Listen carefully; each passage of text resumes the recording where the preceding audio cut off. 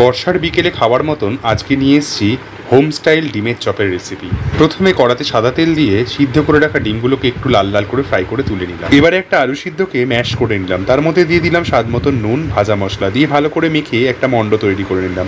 এবারে একটা ব্যাটার তৈরি করে নেব, যার জন্য নিয়েছি 2 চামচ বেসন, 2 চামচ ছাতু, 1 চামচ চালের গুঁড়ো, স্বাদ মতো নুন, স্বাদ মতো চিনি, সামান্য হলুদ গুঁড়ো, সামান্য লঙ্কার গুঁড়ো আর সামান্য জোয়ান আর কালো জিরে হাতে ক্র্যাশ করে এর মধ্যে দিয়ে দেবো। তারপরে অল্প অল্প করে জল দিয়ে এটাকে মেখে নেব। মেখে একটা স্মুথ ব্যাটার তৈরি করব। যে ব্যাটারটা খুব বেশি গাঢ় হবে না, আবার একদম পাতলা হবে না। ব্যাটারটাকে ভালো করে ফেটিয়ে নেব। তারপরে সিদ্ধ করা ডিমগুলোকে হাফ করে নেব। করে রাখা আলু মাখা দিয়ে হাফ ডিমের অপর সাইডটা কভার করে বেসনের ব্যাটারে ডুবিয়ে গরম তেলে ফ্রাই করে তুলে নেব। বর্ষার বিকেলে খাওয়ার জন্য হোম স্টাইল ডিমের চপ হয়ে গেল তো রেডি। ব্যাস, এরকমভাবে বাড়িতে করে খেয়ে জানান কেমন লাগলো, আর ভালো লাগলে লাইক, কমেন্ট, শেয়ার করে দেবেন।